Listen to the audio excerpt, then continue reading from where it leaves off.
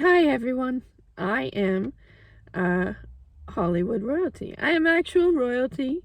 I'm descendant of French aristocracy on several sides and am said to be descendant of the British royal family. I've worked behind the scenes on many different studio production sets for over a decade. Please subscribe and press the bell so that you can learn from everything that I've had the ability to see and experience in film production with LA crews. So, drinking and drugs and things to this effect on film production sets. No. I just don't know. I have heard of other people doing things. I'll get into that in a sec. ADs, absolutely. I've worked with so many AD teams. I once ran into a lady who was an AD who appeared to probably drink to be able to go sleep at night, so she'd drink after work. And she seemed to like to hire on this other gentleman to work with her on her AD team, who as well had this problem. Because you have to comprehend, when we work in film production, okay, I not ever had this problem. And I'm so glad that I was always so specific to this. I don't hardly ever drink, and I definitely do not ever do drugs on any level. Not anything. I don't care even if you're saying it's legal. I will not do it.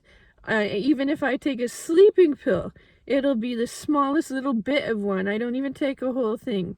There's no way. If you're going to ruin your work in film production, especially on a crew, that is the number one way you can do it. You do have to learn how to work. When I worked as third AD, I'm the first person to get to set, and I'm the last person to leave.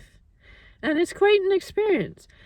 I am there almost always before the sun gets up. It is freezing and it's dark and it's cold. I am there in the Geniop, which is a generator operator, will turn on the power for me. And I will work in my little tiny office and I will get everything moving for the day. The Geniop gets to take time off through the day and have a nap. That's in their contract. I don't get that. At the end of the day, we have a big studio.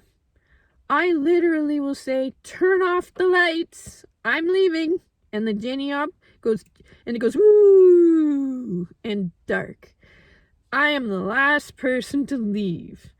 You can't do that. And frequently, because we film everywhere around the city and often outside of certain boundaries for, save a bit of money with this and that with the production. So be an hour drive to work and an hour drive back.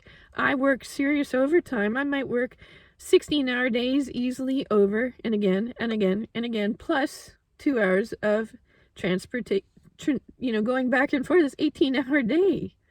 And my turnaround time is hardly anything. And even when I get home sometimes, we try to keep a code that you can message one another, but their ringer is off. They'll see it when they wake up. Okay?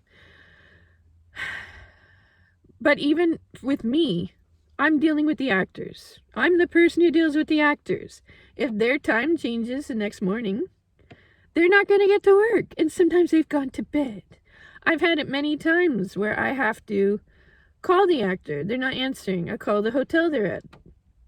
They say, well, they're asleep. I say, well, can you leave a little note? Can you take a note and slide it under their door to make sure they see it first thing? Can you also put something, like I put several voice. I'm dealing with this stuff all the time with these people. So you cannot have a drinking or drug problem on any level if you're working these kinds of days. It's so physical. And did I mention that first ADs have a life expectancy of 48? It's not funny, but it's true. In Canada and 52 in the United States. Years expected to die. A lot of them drive off the road. I've almost driven off the road. And so I'm very fussy, and they say in the Directors Guild, if you are going to get too tired driving, pull over and nap. It is perfectly legal. So you cannot, the idea of us drinking or doing anything, you have to be in top physical form to the extent that any person can be within these working conditions of the rain, of the cold. You don't get a break unless you're in the studio. You don't, this is what you're facing every day. The sunshine, if it's not too cold, then it's too warm. It's so hard on you physically. You cannot drink. You cannot do drugs. I said, I only saw one 80 once who seemed to drink to try to put herself to sleep right away because she's trying to go to bed immediately. It's not to drink to get messed up. She's drinking to knock herself out so she can wake up again and go straight back to work, unfortunately. And there was one other guy who seemed to sniff a little bit too frequently when he didn't have a cold. That's all I ever saw. I never saw anyone do anything ever in over a decade. Not anything. Not smoking anything. You just don't do that. You won't work. You will not work on cruise. And the crews themselves, the most I ever saw with drinking or anything is on Friday nights, when everything's finished, you gotta know everything costs an enormous amount of money. And we have permits where we get signed off with the city that we're going to be out. Tail lights is what they're called. Tail lights out at time. You cannot go over that. And I've seen it actually does occur. If we film too late at night because of the sound, it actually breaks codes, bylaws in the city. And our trucks are really loud when they move. There's a certain curfew that we are allowed to film up to. Otherwise, we have to go to the city and ask for an extension to be able to go past that time. And when that time comes, we have to be tailgate up and out, is what we call it. And off, onto the highway kind of thing. You're out of there. And we've had it where they're packing, and we're going, oh my gosh, they're not going to make it. They're not going to make it. And that time will come, and they have to shut off their trucks, and that truck is sitting there until the next day. And they have to rearrange all their drivers and everything to be able to make that possible. So we don't like to ever go past that time. You don't have time at the end of work to sit around and drink with your buddies. You've got to get that thing packed. You've got to get out and moved. But say you work Monday to Friday, and you have Friday, and the trucks are going to sit until Monday. And they actually plan this in advance. That is the only time you will ever see a few. Not the ADs. You will not ever see ADs or people of expertise. You will not see, pretty well, almost all of the crews will not ever do this because they do not want to be that guy. But you might have lighting or grips. Share one beer. That's it. I swear to you. They might have like a 6-pack. And everyone will get one beer as a treat. And they will sit there at their truck. And they will talk for a few minutes and say they know they're not allowed to drink and drive, and you're allowed almost pretty well one beer, and then you can go.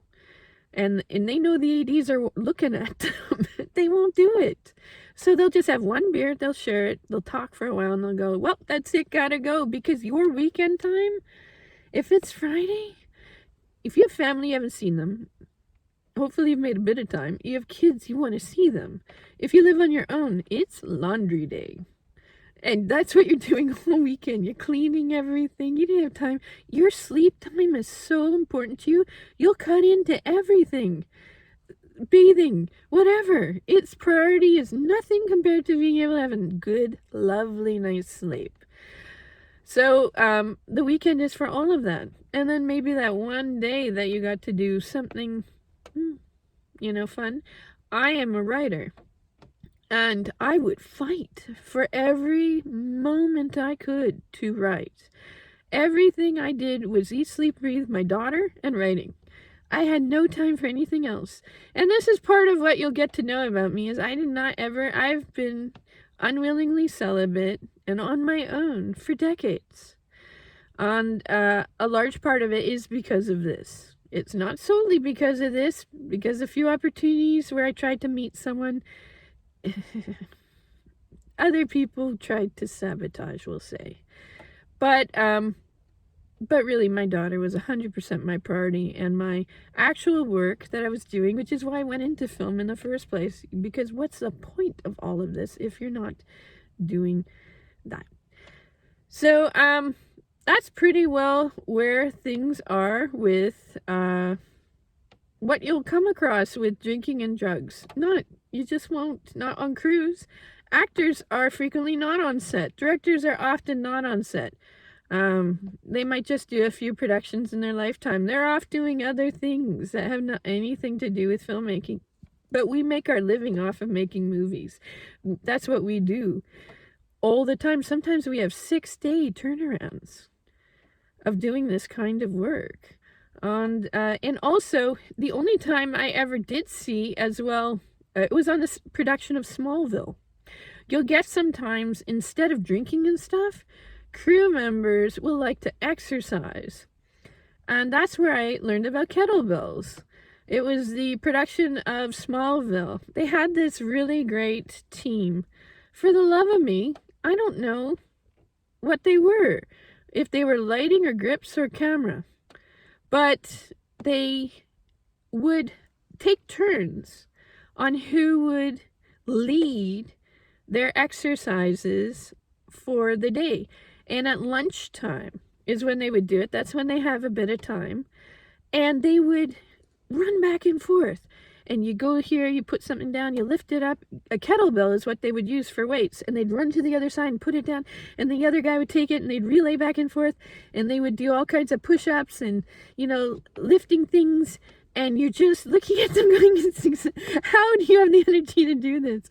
I mean, everybody's fighting to keep alive. This is astounding.